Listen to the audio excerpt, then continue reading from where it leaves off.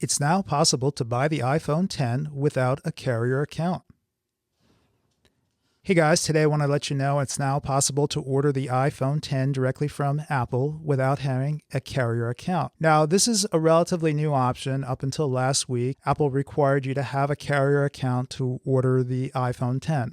So what did that mean? Well, you needed to be an AT&T, Verizon, Sprint, or T-Mobile customer to order the iPhone X. If you were like me or lots of people that watch videos on this channel and use prepaid wireless service, there wasn't an option to order the iPhone X. Back in September, I made a video called Where is the SIM-Free iPhone X? And for those of you guys that don't know, Apple sells SIM-free models of their phones, and that's the full-price phone. It comes without any carrier SIM, and the phone will work with all 4 major carriers in the US. But when they come out with a new phone, they typically hold back selling a SIM-free version of the phone for several weeks or months until they meet demand. In fact, one of the reasons why they hold back selling the SIM-free phones is when the phone's in high demand, they don't want a lot of people flocking to the stores, buying the SIM-free models, and then reselling them marked up on eBay and taking them out of the country, things like that. So that's why they do that. Now, I did try and order the iPhone X the day that it was released, and because I didn't have a carrier account, there was no way to do it. But now, starting last week, it's possible to order the iPhone X and choose the Activate with your carrier later option. And when you do this, you'll be able to buy the phone and then activate it with a carrier at a later time. So let me just show you that, and I'll talk a little bit more about what I needed to do to buy the iPhone X. I said in my iPhone X unboxing video, I'd spent a little time talking about that. So first, let me just show you what you need to do to order the iPhone X today, and then I'll talk about what I needed to do. All right, so I'm here on apple.com. You'll see iPhone X. I'm going to select that.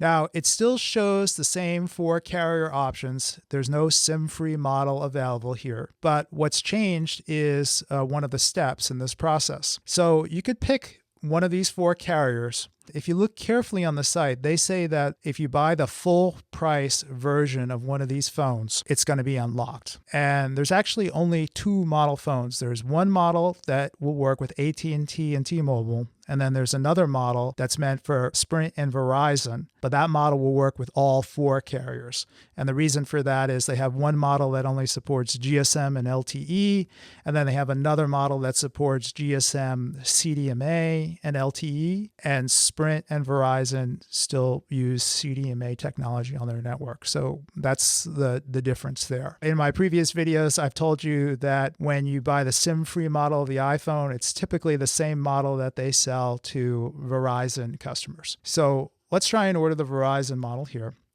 Now I'm going to choose Space Gray, and then we'll choose 256 gigabytes. We'll go all in for the expensive model. Down here, there's this option, pay in full. So one-time payment, $1,149. And I'm going to add that to the cart. Before you can add it to the cart, you'll see choose when to activate your new iPhone. This option here, this is new.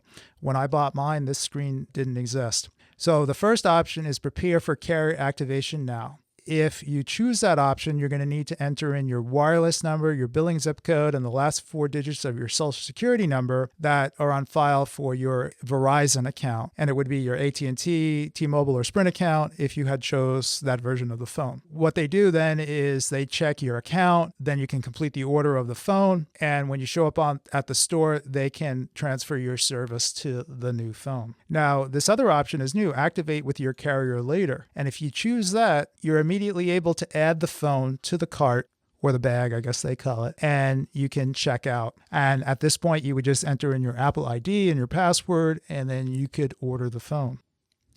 Okay, now let me tell you a little bit about what I did when I ordered the phone. So that activate with carrier later option didn't exist online. What I did was I waited to see if I could get it from the store with the pick up today option, so I wouldn't have to order it and then wait for a long delivery time. It turns out they deliver stock of the iPhone X to stores pretty much every day. Every store gets some allotment of the phones. And you can check every morning to see if the phones come in stock at your store, and then you could order order it, choose the pickup option for that day. And that's what I did. Now, I live in Massachusetts and I ended up buying my phone in New Hampshire. What I did was I used a Verizon account, put in the information, and then I was able to order my iPhone 10 and then pick it up in New Hampshire. And when I did that, they asked me, when they brought the phone out, the Apple clerk said, do you want to activate it now or activate it later? And I said, I want to activate it later. And that was good because I was going to ask him if there's a way that I could not transfer the Verizon service from the account I used to order the phone to the new phone. He said, well, we'll choose activate later. But then he said the phone will automatically activate with your Verizon account in maybe 30 days or something like that. He even had a date sometime in December.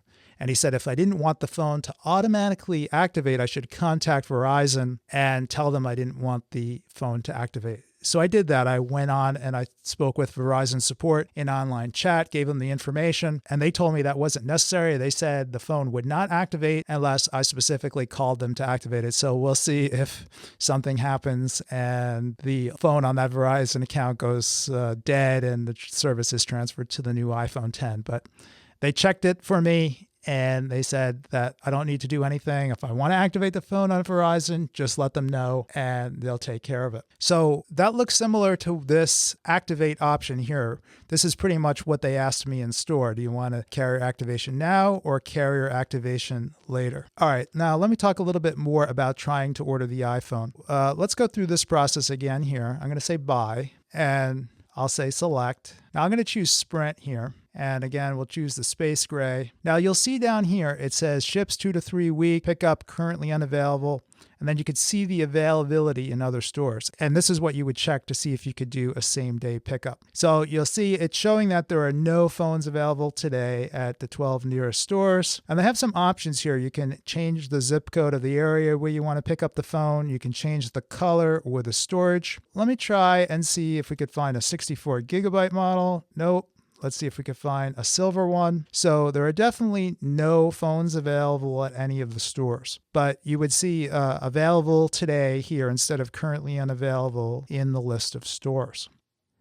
Now, if you're interested in ordering the iPhone this way, I suggest look at night after the stores close to see if there's any phones available the next day. So check around 10 or 11 o'clock and then check the next morning. Start checking maybe around 8 o'clock in the morning to see if some of the phones are in stock. Now, finally, I'll tell you a little story about my experience ordering the phone. I was checking to see if the phones were available in store, and my original plan, because I didn't have a carrier account, was to just see if the phone was in stock in a store and drive there and pick it up. And every day I would get up and I'd look and I'd see that the phone was in stock, but it always seemed like they were in stock in the stores in New Hampshire and not in Massachusetts. And I thought this was really strange because New Hampshire is one of the 5 states in the US without sales tax. There's 4 other ones. So there's Alaska, Delaware, Montana, and Oregon, in addition to New Hampshire. So there's no state sales tax. So I thought it was kind of interesting that only the stores in New Hampshire had these iPhones in stock and available for pickup that day. And I found out why. So when I saw that the phone was in stock in New Hampshire, I drove to the store and tried to buy the phone, but they wouldn't sell it to me. That was a surprise to me because I have bought carrier phones in the Apple Store before. And what they explained to me was that you can't walk in and buy the iPhone 10 in one of the 5 tax-free states. You have to order it online and then select pickup for that store. And the reason is they don't want a lot of people flooding into the stores to buy the phones tax-free and then taking them for resale or whatever, or they just wanted to prevent crowds from showing up trying to buy the phones in those states. But in any other state where there is sales tax, you could go to the store that morning and you could wait online if there's a line there. Or if you walk in and they have one available, you could buy one of the full price carrier phones without having an account. All right, guys, I just wanted to let you know that you can buy the iPhone 10 without a carrier account and tell you the story about how I bought my iPhone 10. All right, I think that's going to be it for this video, and I will talk to you in the next one. Thanks for watching.